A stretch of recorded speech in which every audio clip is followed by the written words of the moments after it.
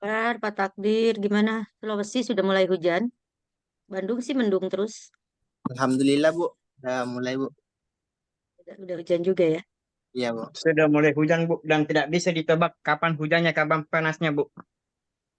Dan kalau di sana, kalau terutama Sulawesi Selatan, kalau hujan gede gitu ya Pak ya, sampai badai. Baik, Kalau dimulai hari eh, Jumat, akan berhenti di hari Jumat juga, Bu. gitu. Jadi terus-terusan Iya, sepanjang hari. iya, hari Jumat. Misalnya mulai hujan, Jumat depan baru berhenti.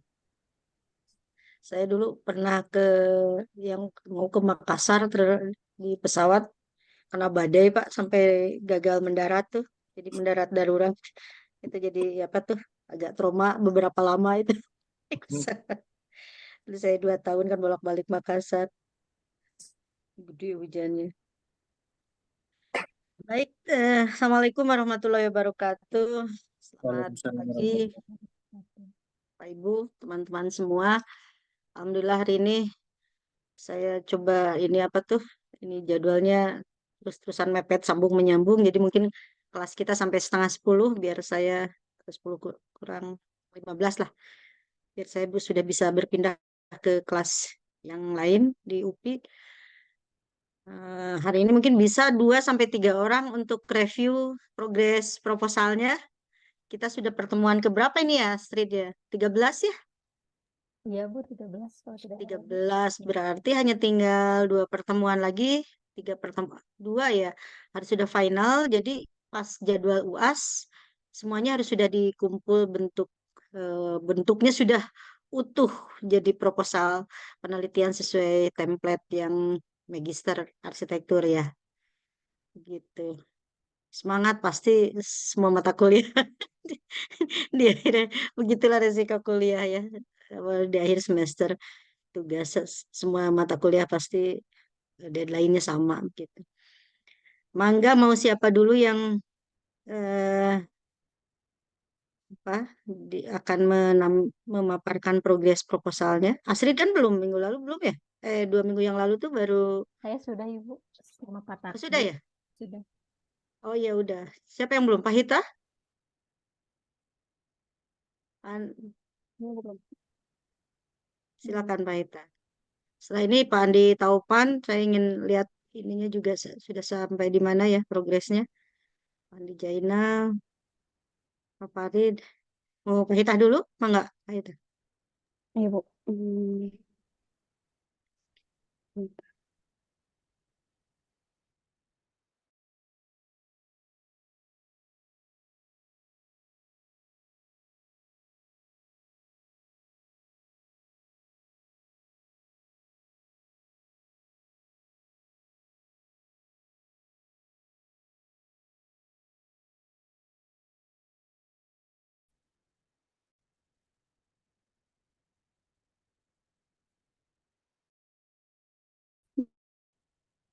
Bismillahirrahmanirrahim.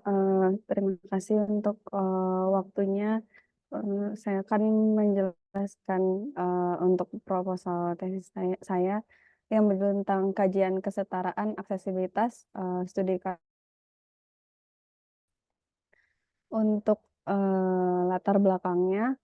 Pertama-tama saya merujuk pada beberapa istilah terminologi tentang aksesibilitas. Pertama tentang Hansen, eh, dia menjelaskan aksesibilitas merupakan potensi peluang.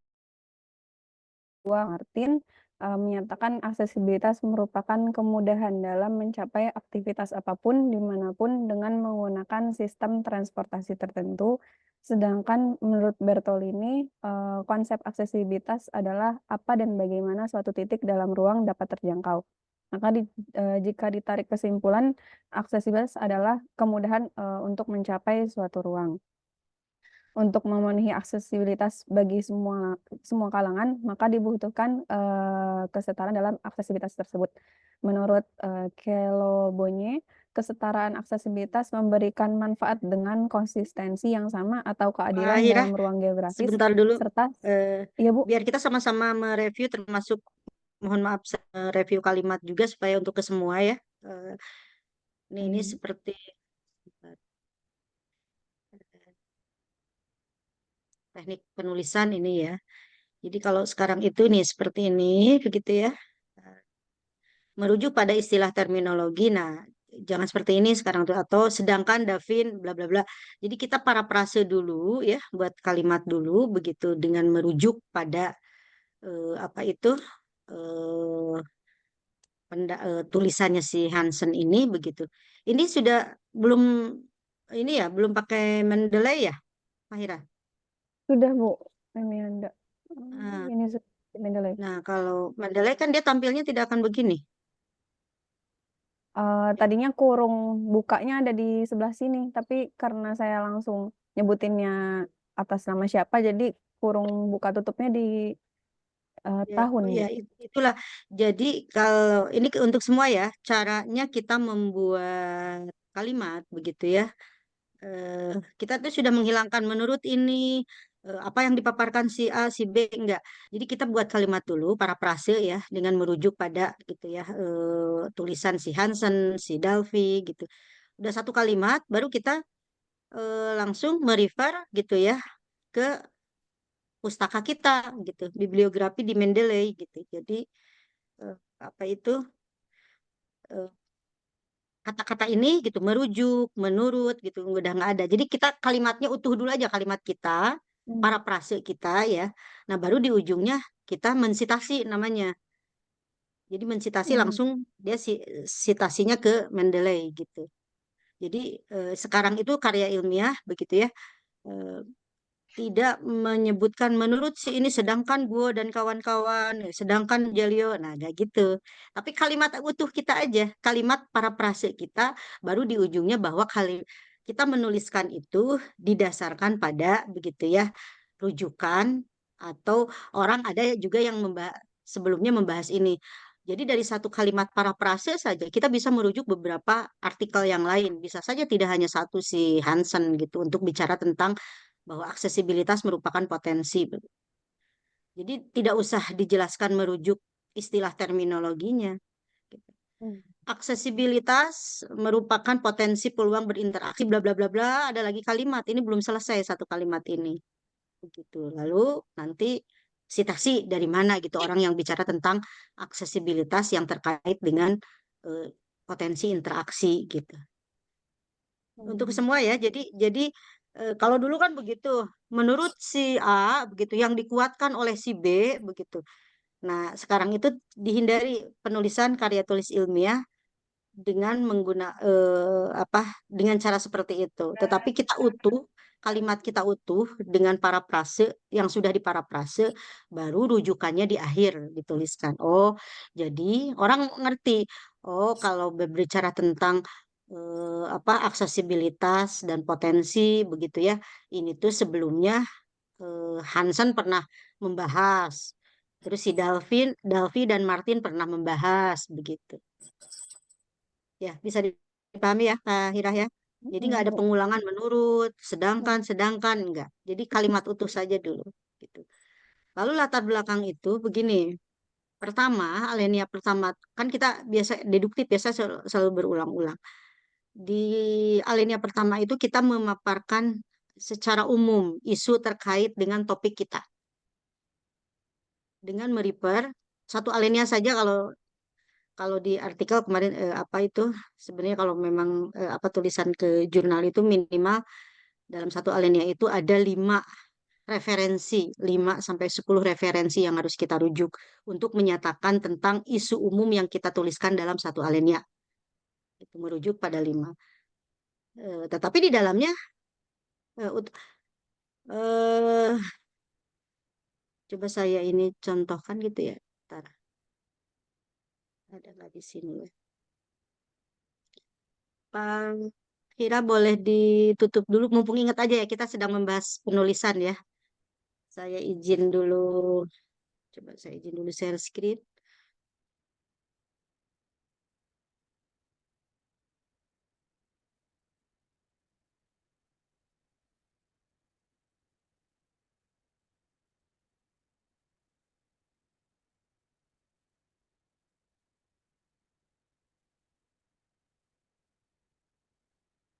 Saya izin share screen. ini contoh aja ya, meskipun bukan yang terbaik, tetapi minimal alurnya ya. Ini misalnya, nah, jadi tidak ada kata-kata menurut, kata si ini, kata si B. Jadi ini misalnya saya ini satu alinea ini gitu ya, di pendahuluan itu dia isu umum. Saya mau bicara tentang pelatihan vokasional begitu ya di industri konstruksi. Begitu kita jadi fokusnya kita berbicara tentang ini aja topik kita. Apa sih pelatihan vokasional, apa sih industri konstruksi gitu. Saya mau bahas industri konstruksinya dulu. Nah, yang saya tulis tentu sebelumnya begitu ya. Ini sudah saya baca juga dari referensi orang lain begitu.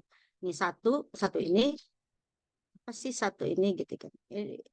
Nah, ada tulisan tentang dia produktivitas di industri konstruksi misalnya dan sebagainya lah. Ini pasti teman-teman juga sudah paham sih kalau untuk yang ini ya. Tapi maksud saya cara menuliskannya. Jadi tidak boleh banyak kata pengantar atau kata sambung. Kalimat utuh kita aja. Industri konstruksi merupakan industri yang membutuhkan banyak tenaga kerja dengan pelaksanaan berbagai tugas dan keterampilan yang berbeda. Nah, pasti orang banyak yang sudah ngomongin begitu ya tentang apa industri konstruksi yang sebagai apa industri yang membutuhkan banyak tenaga kerja. Jadi ini kalimat utuh saja. Tapi ini tidak boleh sama, tidak boleh copy paste dari kalimat orang lain. Ini kalimat kita benar-benar, tapi memparafrase idenya, begitu ya, referensinya dari kalimat orang lain, dari artikel orang lain gitu, yaitu si referensi nomor satu ini, begitu ya. Jadi boleh pakai nomor, boleh tadi yang kayak Pak Kira gitu langsung ininya kan gimana jenis kita ambilnya aja yang ada Harvard, ada. Nah, terus lanjutkan kita. Ini masih isu umum. Jadi salah satu alinea ini mah isu umum yang ini 11 artikel yang kita citasi untuk membicarakan tentang industri konstruksi saja gitu ya misalnya. Jadi dari topik ini itu begitu kalau cara kita mencari literatur satu-satu misalkan kalau mau cari ke Science Direct tentang vocational training gitu misalnya ya. Tadi aksesibilitas satu keyword itu aja itu udah banyak gitu. Cuma tinggal kita seleksi cari begitu apa apa kira-kira yang mau kita gunakan gitu. Satu lagi tentang ini jadi dua keyword ini vocational training sama construction industry gitu atau dan construction worker gitu. Itu sudah banyak. Dan ini udah bisa menginspirasi kita menulis dalam satu alinea ini. Jadi satu alinea ini memang yang kita yang kita refer gitu ya dari berbagai macam artikel. Kebutuhan tenaga konstruksi pada proyek besar di perkotaan terutama negara maju membutuhkan pasokan tenaga keluar migran bla bla bla begitu ya. Nah, oh ini kemudian ada rujukan orang yang berbicara tentang ini begitu. Lalu mengacu ke jadi kalimatnya tidak ada kalimat sambung, tidak ada kalimat menurut pendapat si A dalam buku si B. Nah, itu udah nggak boleh. Itu sudah tidak dibenarkan dalam tulisan ilmiah. Jadi kalimat utuh saja. Jadi ini umum. Nah, ini sudah mulai fokus kita fokus pada pelatihan misalkan pada fokus ini kita apa topik kita gitu. Ini pun harus nah, itu yang tadi saya contohkan bahkan dalam satu kalimat begitu parafrase kita gitu. Transfer pengetahuan dan keterampilan melalui pelatihan vokasional dapat dilakukan dengan berbagai model, strategi dan penggunaan media teknologi digital. Orang yang menulis tentang gitu ya, strategi dan model pelatihan digital itu saya temukan banyak sekali begitu. Tapi saya refer ada minimal 6, 1, 2, 3, 4, 5, 6. Ada 5 artikel yang membahas ini. Tetapi kita bikin parafrase cukup satu kalimat bahwa di apa tuh di ide kita gitu ingin menyampaikan tentang cara pelatihan transfer pengetahuan dan keterampilan itu banyak modelnya gitu. Ada yang pakai teknologi digital, ada yang pakai apa begitu dengan satu kalimat ini, tetapi itu sudah memuat orang mengerti. Oh, bagi orang yang butuh nih ya, nanti pasti akan mencari nih si 16 sampai 21 itu artikel siapa aja sih gitu. Apa sih yang dibahas misalnya. Begitu. Nah, dia tentang ini transfer ini tentang OHS-nya begitu ya. Ada yang tentang pelatihannya pakai VR based training begitu kan. ini pakai apa gitu kan. Tadi kalimatnya mas saya cuma menyampaikan bahwa pelatihan itu bisa digunakan, orang sudah banyak menggunakan berbagai model, strategi dan sebagainya gitu. Jadi bisa beberapa rujukan kita ambil dalam satu kalimat parafrase kita gitu. Seperti itu ya. Nah, nanti biasanya alinea pertama umum, alinea kedua sudah fokus pada topik, alinea ketiga itu kita berbicara gap biasanya. Kalau penelitian itu kan kita berbicara gap ya. Setelah secara umum terus fokus ke tujuan riset kita apa, kita di alinea ketiga ini biasanya sudah berbicara gap. Apa sih masalahnya? Kenapa kita teliti gitu. Nah, ini memang sudah tidak perlu lagi banyak merujuk gitu kalau sudah berbicara gap gitu. Pengembangan pelatihan vokasinya bla bla bla gitu ya. Ada permasalahan, terus apa gapnya di ini kan gitu. Seperti itu. Ada pertanyaan nggak dari sini? Cara menulis ya ini ya, karena masih banyak ditemukan. Dulu kan begitu menulis skripsi ya. Menurut Suharsini Arikunto, menurut apa Creswell dalam Suharsini Arikunto misalnya gitu, itu tuh nggak boleh, sudah tidak bisa di ini kan. Atau menurut pendapat ini yang diperkuat oleh ini. Nah, jadi kalimat utuh saja, ini nggak ada kata sambung. Jadi si kalimatnya kalimat parafrase, baru kita merefer pada apa itu referensi. Jadi di ujung saja gitu ya. Boleh pakai angka, boleh yang tadi eh, apa yang langsung penulisnya ditulis. Tapi ini semuanya dengan teknik Mendeley ya. Misalnya satu kalimat ini ada Kalau dua referensi yang berbicara tentang budaya kerja. Oke, Mangga ada pertanyaan? ibu, Mhm. Pak Edi gimana Pak Edi? berarti kalau misalnya kalau kalau penyebutan data yang bersifat angka itu kayak tetap diprapaskan ya, Bu. Data yang gimana Pak? Yang Kalau bersifat yang bersifat data, Bu, kayak bersifat data itu kan kalau yang Ibu maksud kalau dia bersifatnya kayak pernyataan. hmm, Tapi misalnya kalau datanya misalnya data kan biasanya angka kalau misalnya maksudnya data data kan biasanya kuantitatif. ya data kuantitatif, Bu. Biasanya kan kalau misalnya nih merujuk data BPS kan biasa kita awalan kalimatnya kan berdasarkan data yang kami dapatkan DPS begitu-begitu Bu. Berarti nggak boleh juga seperti itu awal kalimatnya, Bu. Atau menurut Jadi data BPS. sebaiknya juga itu bisa kok Pak. Misalnya Bapak mau menyatakan apa pertumbuhan misalkan atau jumlah gitu. Jumlah saya contoh misalnya jumlah harusnya ada ya di sana. Biasanya saya jumlah tenaga kerja konstruksi nanti BPS-nya itu di dalam kurung Pak. Tetap aja itu kalimat nggak usah menurut data BPS nggak usah gitu. Jadi tuliskan saja bahwa misalnya Bapak mau menyampaikan data kuantitatif apa yang diambil dari BPS. Data apa Pak? Biar saya berikan gambaran kalimatnya. Biasa kayak biasa Bu kayak jumlah penduduk misalnya atau Hmm, jumlah jumlah kepemilikan rumah lah, kepemilikan rumah ya. kayak gitu Jadi Bu. ya tulis Karena kan saja gini itu Pak. maksudnya Bu. Oh. Mm, Jadi maksudnya kan kalau kayak pernyataan yang memang itu bersifat itu saya bilang Bu kuantitatif yang memang angka ya artinya langsung kita rujuk bahwa menurut ini berarti bukan kita nih yang walaupun itu merupakan rujukan tapi kan kita juga nggak berani Bu. Makanya biasanya kan saya ya, baca-baca di memang tetap harus disebutkan Pak. desain-desainnya kan dia selalu Gini diawali contohnya ya dengan Pak ya. menurut data berdasarkan data. Iya. Ya, ya saya paham. Maksud saya tidak per, gini aja misalnya eh, jumlah hunian gitu ya.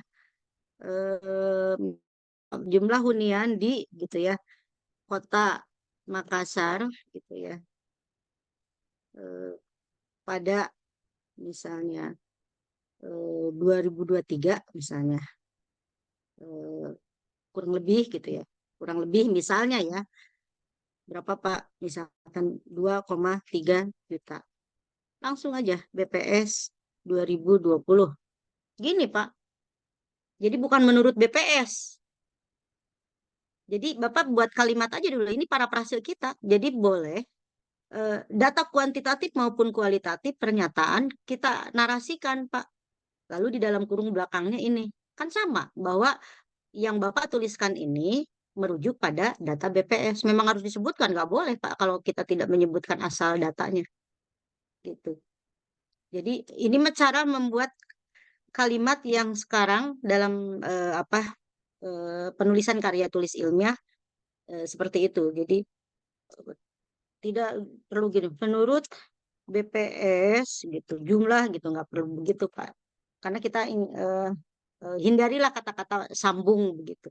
Buat kalimat parafrase aja kita uraikan saja data-data itu kita baca, lalu gimana kita cara menyampaikannya, tetapi tetap rujukannya kita sebutkan gitu. Seperti itu Pak. Itu bukan Pak yang dimaksud.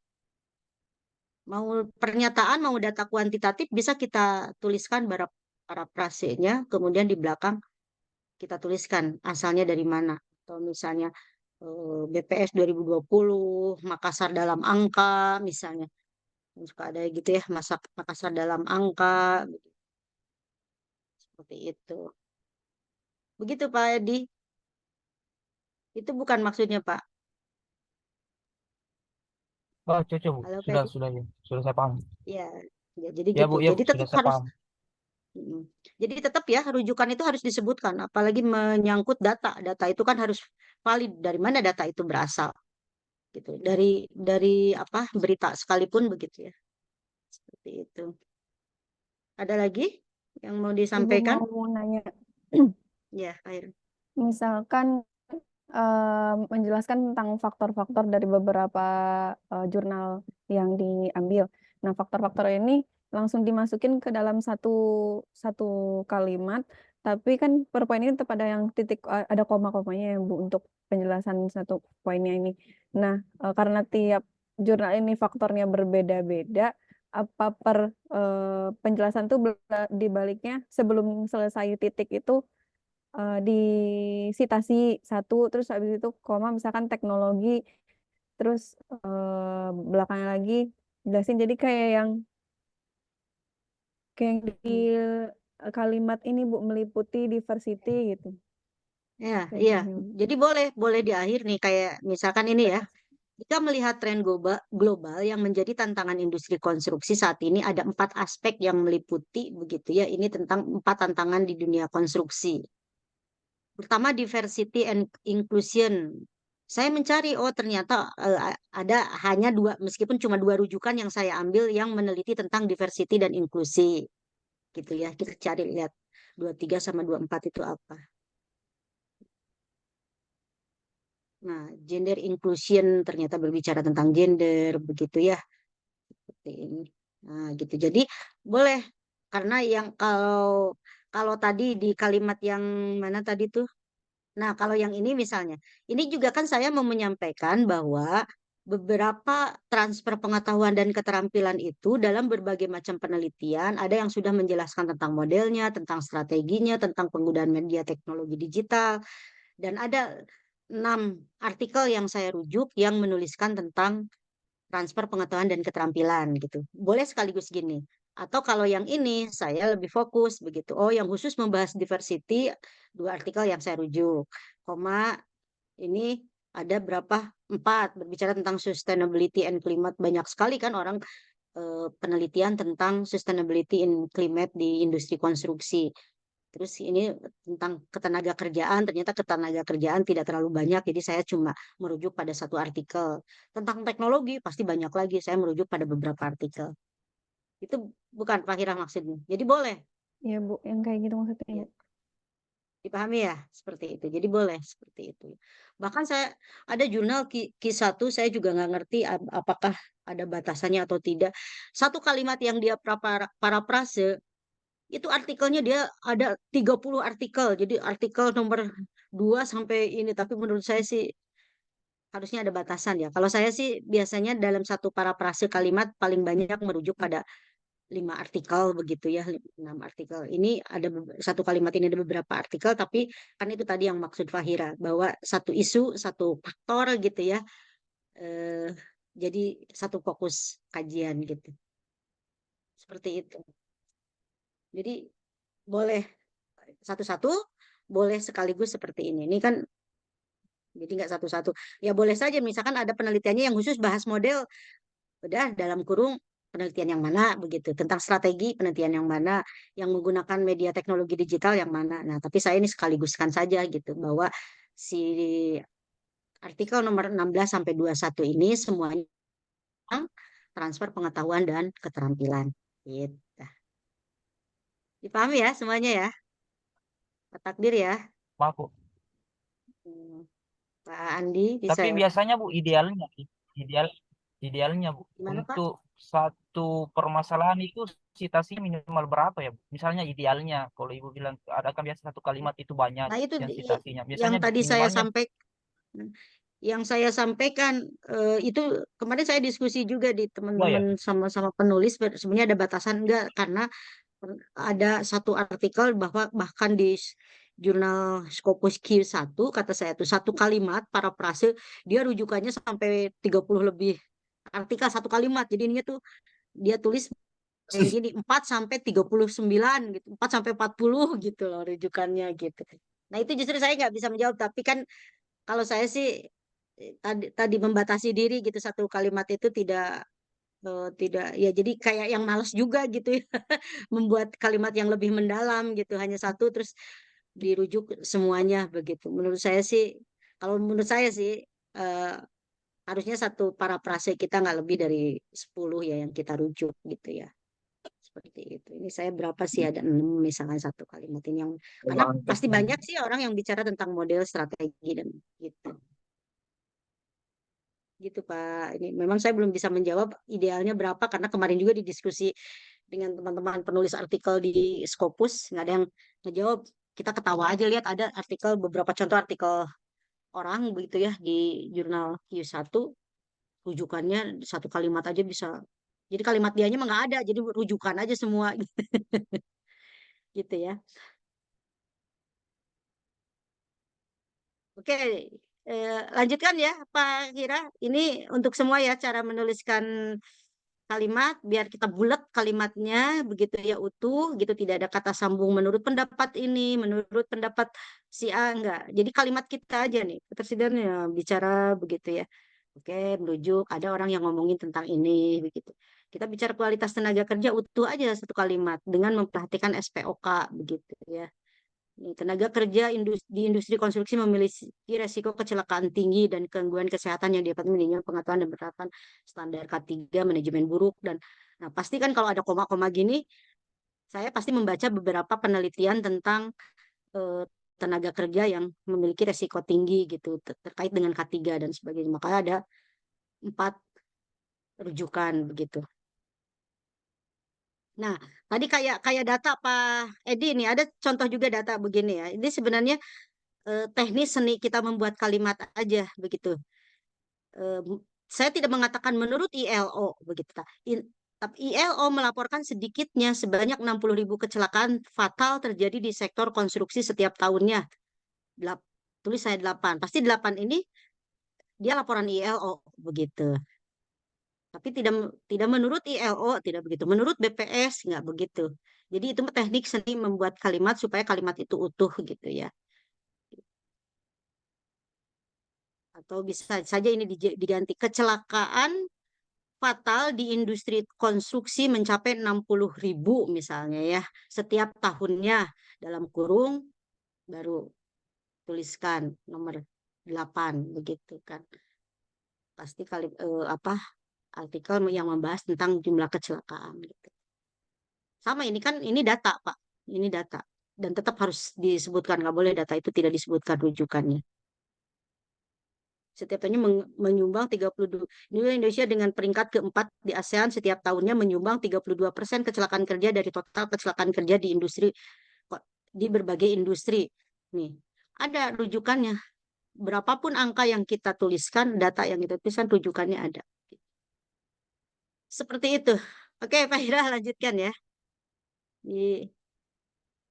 Jadi ini seni membuat kalimat supaya kalimat kita itu utuh sebagai karya tulis ilmiah. Ayo lanjut Pak Hira. Enggak.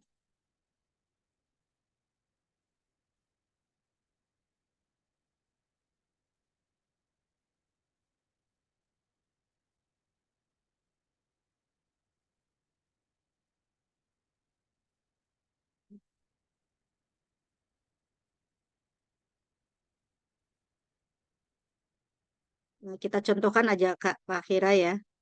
Nah, kita usahakan ya kalimat pertama untuk semua ya, apalagi di alinea pertama itu harus subjek, bukan kata sambung. Untuk dari itu kan kata sambung ya. Tapi buat kalimat subjek, predikat, objek, keterangan, SPOK ya. Jadi gitu. Nah, seperti ini aja menurut kalau Bonye dan kawan-kawan 2000 nggak perlu begitu. Kalimatnya aja dibuat kesetaraan aksesibilitas memberikan manfaat dengan konsistensi yang sama atau keadilan dalam ruang geografi serta sering ditentukan dan diukur berdasar. Nah, tapi ini kalimatnya nggak boleh percis si kalimatnya si Hello Bonye. Kalau sama percis itu akan terdetek itunya apa tuh di Turnitin akan terdetek plagiarismenya. Jadi kita buat kalimatnya itu kita parafrase.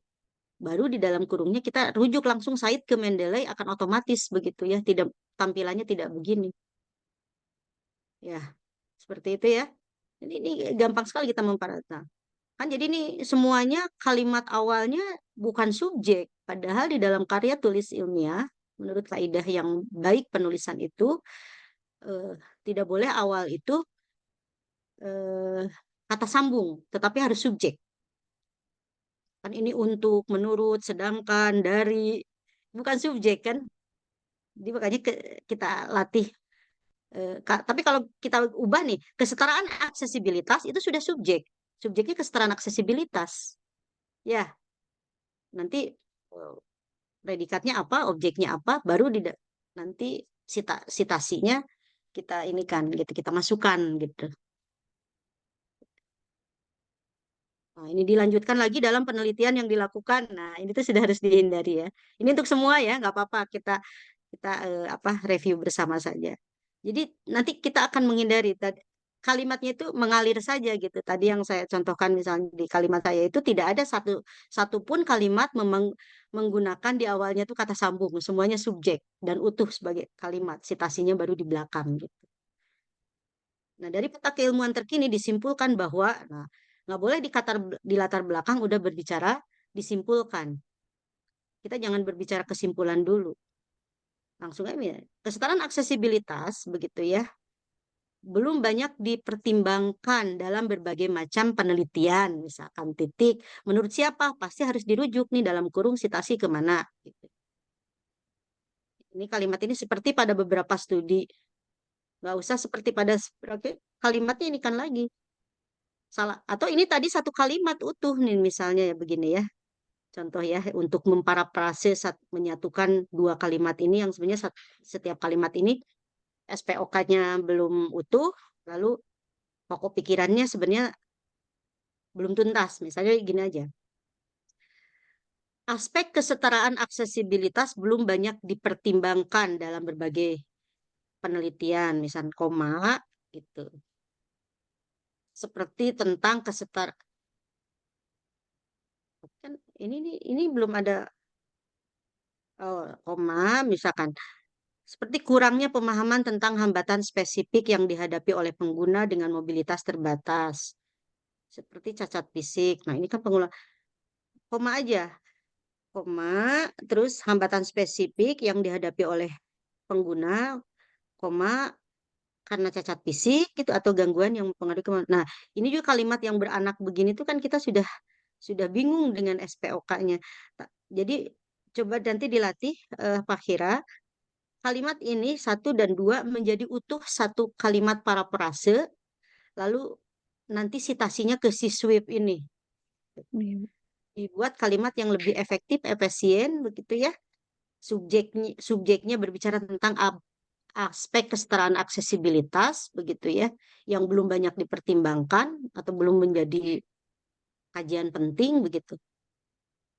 Lalu nanti contohnya jadi kalimat berikutnya keterangannya, gitu. Baru rujukan si sweep.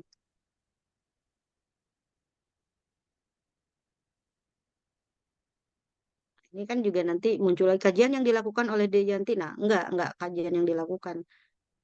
Kalimat lagi aja ini. Langsung disebutkan penelitiannya gitu ya Bu, di beberapa stasiun bla bla bla ditemukan gitu. Jadi tidak misalkan gini.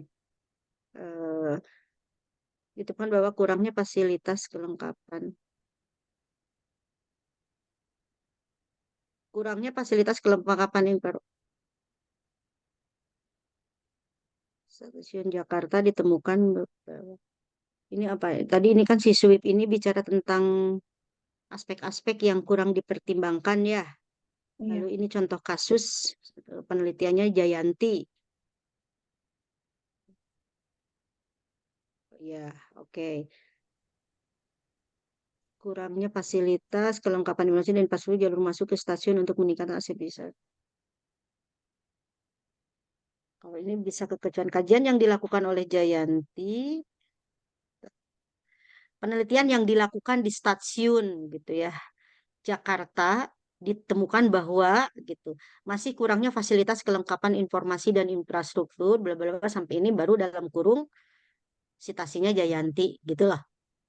Jadi penelitian yang dilakukan di stasiun Jakarta bukan dilakukan oleh bukan kalimat awalnya bukan oleh Jayantinya tetapi penelitiannya di mana gitu ya. Contohnya begitulah teknik teknik seninya membuat kalimat gitu memparafrase. Jadi penelitian yang dilakukan di stasiun Jakarta itu stasiun apa disebutkan aja atau semua Oh iya, Bu. stasiun gitu ya. Beberapa yang besar, Bu. Kan ada Gambir ada apa begitu ya. Iya.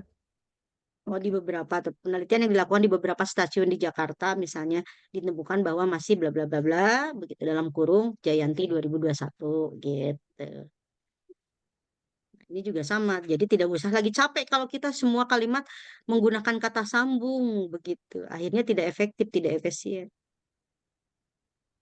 Oke, lanjutkan coba ke metode ya. Dianggap Iya. latar belakang tinggal diperbaiki nanti. Jadi ingat ya, jadi latar belakang itu alinea pertama itu kita berbicara dulu apa kajian umum terkait topik kita, gitu isu umum kan deduktif ya dari umum ke khusus. Yang kedua kita mulai spesifik pada kasus kita. Yang ketiga biasanya, ketiga itu biasanya berbicara tentang gap. Apa sih begitu dari hal yang apakah kita ya selalu kan penelitian itu kita akan membicarakan ada permasalahan, ada gap begitu dibicarakan. Nah, biasanya 4 dan seterusnya itu urgensi pentingnya riset ini dilakukan. Gitu ya. Jadi cukup di latar belakang itu ada 4 sampai 5 alinea begitu yang setiap alinea ada kaitannya tetapi apa itu masing-masing pokok pokok pikirannya gitu ya. Masing-masing alinea itu memiliki pokok pikiran gitu.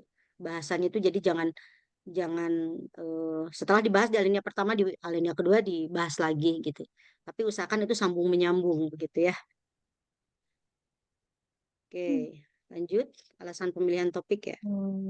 Alasan untuk pemilihan topiknya sebagai salah satu kota metropolitan, Kota Bekasi memiliki stasiun light rail transit atau LRT yang baru saja beroperasi pada Agustus 2023 lalu, sehingga kajian tentang kesetaraan aksesibilitas pada objek stasiun LRT sangat diperlukan untuk merespon berbagai permasalahan yang dirasakan oleh pengguna. Oleh karena itu, penelitian ini akan mengkaji tentang kesetaraan aksesibilitas pada stasiun LRT Koridor Bekasi. Penelitian ini dilakukan dengan pendekatan metode campur, yaitu metode kualitatif dengan mengobservasi aspek-aspek kesetaraan aksesibilitas dan metode kuantitatif menggunakan kuesioner untuk mendapatkan respon dan kendala oleh pengguna stasiun. Pak Kira, nah seperti ini ya, biar kita menghindari kata ini, kan subjeknya Kota Bekasi. Jadi tulis aja Kota Bekasi sebagai kota metropolitan, kan gampang gitu kan Iya, kalimat. kemarin Sebagai sempat salah bingung satu kota memang Bu ini metropolitan. untuk bagian awalnya. Ya, jadi kita jadi bahasa tulis dengan bahasa apa verbal itu harus dibedakan. Bahasa Iya. tulis itu ini runut ya. Jadi ini kan sama Pak pemaknaannya. Sebagai salah satu kota metropolitan, udah aja Kota Bekasi sebagai salah satu metropolitan memiliki stasiun. Nah, itu benar kalimatnya SPOK gitu ya. Oke, lanjut. Untuk alasan pemilihan topiknya, pertama pentingnya kesetaraan aksesibilitas dan kemudian perlunya fasilitas yang responsif bagi berbagai jenis pengguna. Kemudian untuk batasannya, karena kajian kesetaraan aksesibilitas stasiun LRT merupakan suatu penelitian yang luas, maka batasan ini terdapat ada berapa. Pertama, lokasi pilihan hanya dilakukan di ruang dalam 5 stasiun LRT Koridor Bekasi di Kota Bekasi. Jadi LRT Koridor Bekasi kan sebenarnya banyak ya Bu untuk stasiunnya. Jadi saya lingkupnya hanya stasiun yang ada di Kota Bekasinya saja. Kemudian penelitian ini difokuskan pada efektivitas aksesibilitas pada bangunan stasiun dalam untuk memfasilitasi kebutuhan berbagai jenis pengguna. Kemudian penelitian ini Benar, Pak Ira. mempertimbangkan Kan ada masukan dari Bu Ilham, jangan terlalu planning ya, jangan terlalu ke ya apa itu. eh, Nah, karena ini penelitian arsitektur, mungkin nanti fokusnya bukan masalah ya, aksesibilitas nih, tapi pada desain barangkali ya, desain yang kan kita berbicara iya, tentang kesetaraan. Tadi di riset di iya, tulisan saya misalnya salah satu isu utama di industri konstruksi itu termasuk salah satunya adalah perancangan arsitektur ya. Itu adalah tentang diversity dan inclusion. Nah, teori itu bisa dimasukkan gitu, diversity dan hmm, inclusion. Artinya, kalau kita berbicara kesetaraan, kita berbicara tentang bagaimana desain arsitektur, begitu ya, yang bisa diakses oleh gitu, oleh semua begitu ya. hmm. Jadi kaum disabilitas, ekonomi lemah dan sebagainya. Jadi bicaranya mungkin ke desainnya. Oh, berarti bukan penjelasan bukan ruang dalam ya, Bu? Karena saya kemarin kan sempat ruang luar. Kalau terlalu urban planning kan ruang luarnya. Jadi saya masukinnya tentang ruang dalam. Belum terlalu fokus ke arsitekturalnya berarti ya, Bu? Kalau penjelasan gini. Kalau ruang dalamnya misalnya apanya? Stasiunnya, Iya, desainnya. desain kan. Nah, Iya, dari mulai kan oke, nanti mungkin di penjelas ya ini penjelasan di batasan masalahnya harus operasional dijelaskan ya ruang dalam ini apa saja nanti yang mau diteliti mulai dari koridor, sainase begitu ya. iya. Kemudian semualah desain tentang eh, apa inklusi begitu kalau bicara kesetaraan. Jadi nanti yang dielaborasi sejauh mana prasyarat gitu. Kan ada persyaratannya tuh ruang publik ya, stasiun seperti apa. Diteliti seperti itu. Baik, Ya, Bu. kami difokuskan pada efektivitas pada penggunaan stadion dalam memfasilitasi kebutuhan berbagai jenis pengguna. Penelitian ini mempertimbangkan prinsip-prinsip aksesibilitas yang setara bagi semua kalangan. Oke, kita lanjutkan aja dulu. Nanti kita lihat mungkin aspeknya setelah mengelaborasi teori ya. Bagaimana kesetaraan. Untuk rumusannya Pesan. masalahnya sendiri, pertama, bagaimana kesetaraan aksesibilitas pada 5 stasiun LRT Koridor Bekasi, kemudian bagaimana hambatan dan respon pengguna terhadap aksesibilitas stasiun. Kemudian untuk Jadi tujuannya, yang kedua ini yang surveinya ya, iya, ke pengguna ya. iya, untuk Nah, yang kuesionernya nanti. pertama observasi begitu ya. Iya, Oke. yang pertama observasi, yang kedua untuk kuesioner. Kemudian untuk tujuannya sendiri mengkaji kesetaraan aksesibilitas, kemudian mengetahui hambatan dan respon pengguna terhadap aksesibilitas stasiun, kemudian mengetahui aspek-aspek kesetaraan aksesibilitas pada stasiun. Ini Hmm. kemudian Yang ketiga kan sebenarnya nanti terjawab di nomor 2, jadi nggak perlu ada iya, rumusan ketiga. oh iya Bu. Ya. Oh, itu bahwa nanti itu ketika kita survei untuk mengetahui respon, jadi gini, pertanyaan pertama, rumusan pertama dan kedua itu dengan aspek dan indikator yang sama gitu. Jadi rumusan pertama itu observasi begitu ya, observasi kualitatif gitu ya, studi lapangan dengan aspek dan indikator yang sama, elemennya apa yang mau diobservasi. Nah, si elemen-elemen itulah yang kemudian juga menjadi aspek dan indikator yang dijadikan rumus apa itu eh, angket begitu. Item yang ditanyakan kepada si pengguna. Begitu ya, Pak Hira? Jadi kalau kita kan ini mau metode kuantitatif dan kualitatif. Iya, Nah, tetapi kita mengukur riset objek yang sama begitu. Sehingga aspek dan indikatornya dari rumusan satu dan kedua itu sama. iya, Jadi misalnya begini, mau berbicara tentang guiding block untuk menjawab kualitatif observasinya kan apakah dengan dokumentasi itu kemudian dilihat dianalisis apakah guidance blocknya itu sudah sesuai dengan desainnya atau tidak begitu atau bahkan ada atau tidak gitu.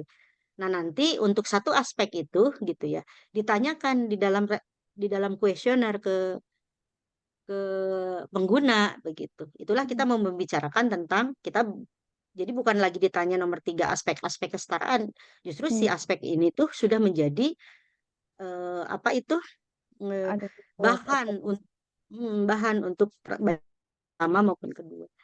Jadi nanti setelah ini dibuat itu berdasarkan teori, aspek dan indikator yang mau diukurnya apa, lalu buat pedoman. Dicatat aja takut lupa, dibuat pedoman observasinya untuk mengukur aspek dan indikator itu. Lalu untuk angketnya dibuat kisi-kisi instrumen untuk mengukur aspek dan indikator yang sama dengan yang pertama begitu. Jadi intinya begini. Kalau rumusan pertama itu menggunakan kualitatif, artinya penelitiannya dilakukan oleh ahli yang tahu begitu ya tentang desain. Tapi pertanyaan kedua adalah untuk mengkonfirmasi kepada pengguna tanda petik yang dianggap awam. Sehingga hasil riset ini nanti akan menjelaskan bagaimana hasil observasi desainnya sudah terpenuhi atau tidak, terus bagaimana menurut pendapat si pengguna atau respon pengguna gitu. Iya, Bu. Yang saya Itu ya. bayangkan seperti itu. Ya, berarti tinggal dielaborasi aspek sama indikatornya berdasarkan teori aksesibilitas, teori tentang kesetaraan ruang publik, begitu ya. Iya, Bu. Dicari seperti itu. Oke. Untuk manfaatnya, pertama memberi masukan bagi pihak terkait mengenai harapan pengguna dan kesiapan fasilitas stasiun untuk memberikan aksesibilitas yang mudah dan nyaman dalam menggunakan moda transportasi LRT tersebut. Kemudian menjadi sumbangan memperluas wawasan kajian ilmu arsitektur, khususnya dalam hal fasilitas publik pada stasiun LRT. Kemudian untuk keluarannya sendiri, pertama ada hasil kajian kesetaraan aksesibilitas pada 5 stasiun, kemudian aspek-aspek yang perlu diperhatikan dalam kesetaraan aksesibilitas pada stasiun. Kemudian untuk metodenya, untuk mencapai tujuan penelitian dan menjawab pertanyaan melalui studi kasus, maka langkah-langkahnya pertama melakukan observasi pada objek studi kasus, dan kemudian kedua membuat instrumen penelitian pertanyaan kuesioner. Untuk bab 2-nya tentang kajian pustaka, di sini saya pertama tinjauan umumnya menjelaskan tentang aksesibilitas terlebih dahulu secara penjelasan umumnya dan faktor-faktor dan indikator tentang aksesibilitas itu sendiri. Kemudian yang kedua saya menjelaskan kajian umum tentang stasiun LRT. Nah, untuk kajian penelitian terdahulu saya bagi menjadi 3. Pertama ada tentang aksesibilitas transportasi publik, kemudian yang kedua tentang kesetaraan aksesibilitas, yang ketiga tentang perilaku pengguna aksesibilitas stasiun. Untuk metode penelitiannya sendiri, pertama pendekatan penelitian, terdapat beberapa pendekatan dalam metode penelitian yang akan dilakukan. Pertama, menggunakan jenis metode observasi untuk mengamati fungsi-fungsi pada stasiun sesuai dengan standarisasi fasilitas aksesibilitas. Kemudian yang kedua, menggunakan jenis metode penelitian kuantitatif dengan menggunakan deskriptif. Metode deskriptif ini digunakan untuk mengeksplorasi atau memotret situasi sosial yang akan diteliti secara menyeluruh dan luas dan mendalam, dan bertujuan untuk menggambarkan secara sistematis. Isi lupa, Pak Hira. Nah, misalnya pendekatan penelitian, kan ini metode ya, jadi apa yang mau kita pakai aja. Jadi nggak usah terlalu banyak kalimat, udah aja. Pendekatan yang digunakan merupakan pendekatan campuran kuantitatif dan kualitatif, titik kan. Metode kuantitatif menggunakan apa, metode kualitatif menggunakan apa, begitu. Seperti itu aja ya. Iya. Jadi Oke, secara lanjut. singkat aja, Bu. Untuk lokasinya, ini pemetaannya ada 5 stasiun di sini. Pertama di sini ada Jati Bening Baru, kemudian ada Cikunir 1, kemudian ada Cikunir 2, di sini Bekasi Barat, dan titik ujung dari koridor Bekasi itu sendiri Jatimulya. Kemudian untuk pengumpulan data, untuk teknik pengumpulan data itu sendiri, pertama ada studi literatur dengan mengumpulkan data pustaka, membaca dan mencatat, serta mengolah bahan penelitian sebelumnya. Kemudian ada observasi lapangan. Observasi lapangan ini untuk dilakukan terhadap fasilitas, sarana, dan prasarana yang ada dalam pelayanan transportasi publik pada stasiun. Di antaranya hal yang akan dianalisis dalam observasi lapangan adalah prinsip-prinsip aksesibilitas, yaitu sarana prasarana umum.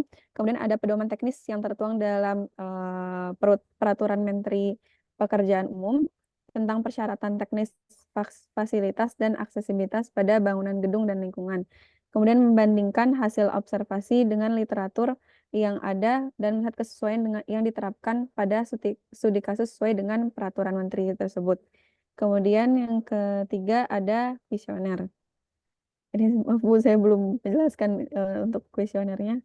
Kemudian sumber datanya, pertama ada data primer. Data primer ini berbentuk sumber dan penelitian yang diperoleh langsung yang dari hasil observasi, dokumentasi, dan kuesioner. Observasi ini akan dilakukan langsung di stasiun dengan melakukan pengukuran pada ruang-ruang aksesibilitas yang dilewati oleh pengguna stasiun, dan dokumentasi dilakukan dengan pengambilan foto atau video di stasiun tersebut. Kemudian kuesioner dilakukan dengan responden pengguna stasiun dengan beberapa kategorisasi. Untuk data sekundernya ini sendiri, sumber data yang diperoleh secara tidak langsung melalui perantara seperti tadi standar-standar dari pemerintah, regulasi pemerintah, dan penelitian-penelitian terdahulu. Untuk teknik analisis data akan menggunakan metode survei. Nah, pertama ada perumusan masalah penelitian, mengidentifikasi masalah penelitian yang akan diteliti, kemudian riset literatur tentang aksesibilitas untuk merumuskan pertanyaan penelitian secara spesifik. Kemudian desain survei menentukan tujuan penelitian dan hipotesis, lalu memilih populasi atau sampel yang akan dijadikan subjek penelitian. Kemudian mengidentifikasi variabel-variabel yang akan diamati dan diukur berdasarkan teori kesetaraan aksesibilitas. Terakhir, merancang kuesioner untuk pengumpulan data. Untuk pengembangan kuesioner, membuat daftar pertanyaan yang relevan dengan masalah penelitian yang akan diangkat, kemudian memastikan pertanyaan-pertanyaan tersebut jelas untuk mendapatkan jawaban sesuai dengan instrumen penelitian, lalu sebelum sampai kepada responden diuji coba terlebih dahulu pada responden kelompok uji coba untuk memastikan kelayakan. Sekian presentasi untuk proposal tesis. Mungkin ada masukan lagi, Ibu. Ya, pertama tadi di metode, ini dulu. Kajian teori sebenarnya tadi udah muncul ya aspek-aspek yang bisa digunakan menurut teori, tapi tolong diperdalam kajian teorinya dengan bututin ya. Satu Iya, Bu. itu, kedua nanti di dalam proposal si apa itu literatur review itu, kalau saya sih lebih senang tidak harus apa itu ditabelkan. Nanti karena saya ini laptopnya bukan laptop yang di rumah, ada contoh bagaimana hasil dari kajian literatur review itu kita masukkan di bab 2 itu seperti apa, ini tapi jadi deskriptif aja gitu, deskriptif gitu ya, jadi beberapa alinea. Nah, dari literatur review di bab 2 itu gitu, setelah literatur review yang coba ini, ah, nanti di bawah novelty, menjelaskan satu alinea atau dua alinea tentang novelty atau kebaruan penelitian kita itu didasarkan pada begitu ya penelitian sebelumnya yang sudah kita review, yang sudah kita analisis. Jadi misalnya udah banyak nih penelitian, ini ada berapa yang misalnya yang mau dijadikan fokus, ini ada berapa riset? Saya ambil tiap per poin ini ada 5, jadi ada 15, Bu. 15 artikel maksudnya. Iya, 15 artikel. Nah, jadi kebaruan kita di antara 15 artikel yang direview itu apa gitu. Jadi nanti di bawah itu urgensi dan novelty-nya begitu ya. Itu tuh berdasarkan hasil literatur review. Penelitian kita itu di mana sih kebaruannya gitu, novelty-nya di mana. dari penelitian-penelitian sebelumnya, apa yang membedakan gitu, aspek apanya begitu ya, untuk menjelaskan itu. Itu sampai bab 2 itu di situ. Nah, makanya baiknya nanti ini sudah menjadi apa, deskriptif aja, nanti minggu depan saya contohkannya Sofia, Oke, ke membuat bawah, adik terus saya. pas metode eh, oke, metode tadi kalimat. Jadi metode itu buat seoperasional mungkin. Saya kan akan banyak di mata kuliah ini, saya penilaiannya lebih besar di bab 1 dan bab 3, latar belakang dengan metode. Jadi semuanya betul-betul operasional begitu. Jadi metode itu apa yang mau kita lakukan dalam riset ini. Jadi pendekatan apa yang digunakan, metode apa yang digunakan gitu. Ya, oke, lokasi dan objek, teknik pengumpulan datanya apa tadi sudah dijelaskan ya. Nah, misalnya observasi, apa yang diobservasi? Jadi tahapan observasinya apa? Tahapannya penting ya, semuanya tolong ditulis di dalam metode penelitian pada teknik pengumpulan data, itu tahapan itu harus masuk. Jadi saat observasi itu apa saja yang dilakukan begitu. Tahap pertama kan pasti membuat pedoman observasi gitu ya. Nah, pedoman observasi itu juga menunjukkan langkah-langkah yang akan kita lakukan di lapangan. Jadi riset itu semuanya sudah ada pedomannya, sudah ada instrumennya, begitu ke lapangan itu sudah ada. Jadi tuliskan secara operasional. Coba ke bawah lagi. Terus nanti lokasi sama objek, karena ini riset arsitektur ya. Jadi jangan peta 2 dimensi aja kalau bisa. Ada foto foto digital, ada dokumentasi juga bisa dilihatkan ya, foto stasiunnya itu gitu loh sih. Nah, terus ya ini teknik pengumpulan data, studi literatur. Apa yang di studi literatur itu tidak cukup hanya 1 kalimat ini. Jelaskan aja bahwa dalam studi literatur akan mengkaji apa, dijadikan apa, begitu. Observasi lapangan sampai membuat pedoman observasi ya, sampai membuat pedoman observasi. Oke. Jadi cari tahu seperti apa menyusun pedoman observasi itu. Oke, ke bawah lagi.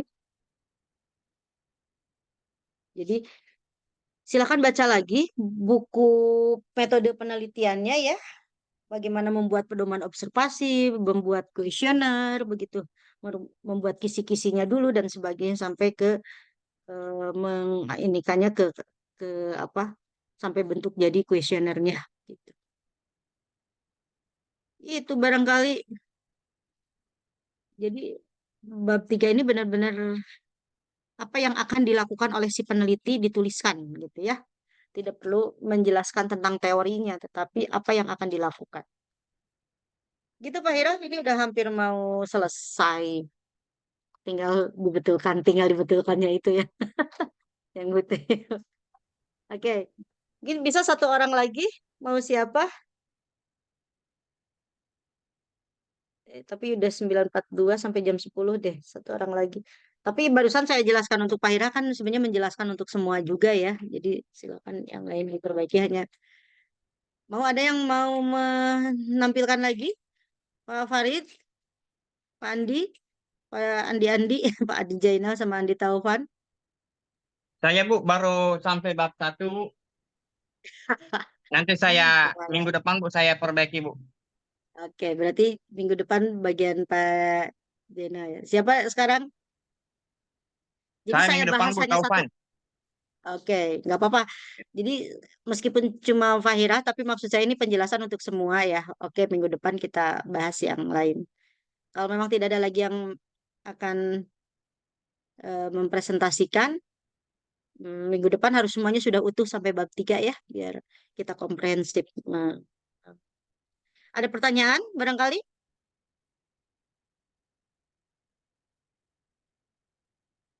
Pak Edi sudah sampai di mana Pak Edi? Proposal sudah sampai di mana Pak Edi? Halo, ini hadir semua nggak? Asri enggak ya? Hadir semua ya? Hadir semua. Hadir ya? Ibu mau isi spotnya dulu nanti tolong.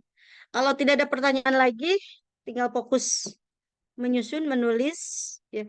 Jadi prinsipnya kita bisa menulis kalau kita membaca. Jadi apa yang kita tuliskan setelah kita membaca gitu ya. Bu, saya bingung kalau menulis. Iya, karena bingung menulis, belum banyak masukan ke kepala kitanya. Tapi kalau kita sudah banyak masukan, begitu. Jadi apapun yang kita baca, catat dulu, begitu ya. Oh ya, gitu. Itu tentang inspirasi. Begitu. Itu barangkali kalau tidak ada lagi pertanyaan, terima kasih untuk hari ini. Kita tinggal 2 atau 3 pertemuan lagi barangkali. Sebentar. Jadi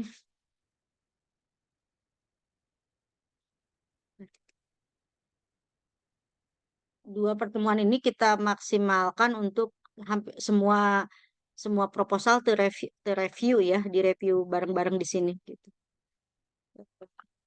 Kita tutup perkuliahan kita hari ini dengan ucapan hamdalah warahmatullahi wabarakatuh. Terima kasih semuanya. Warahmatullahi wabarakatuh. Terima kasih Bu. Waalaikumsalam Terima kasih, Bu. warahmatullahi wabarakatuh, Bu. Assalamualaikum warahmatullahi wabarakatuh. Asrin, saya isi spotnya ya. Baik, Nanti Bu. izin live ya. Iya, Assalamualaikum. Bu. Ya Bu. Waalaikumsalam. Waalaikumsalam Bu.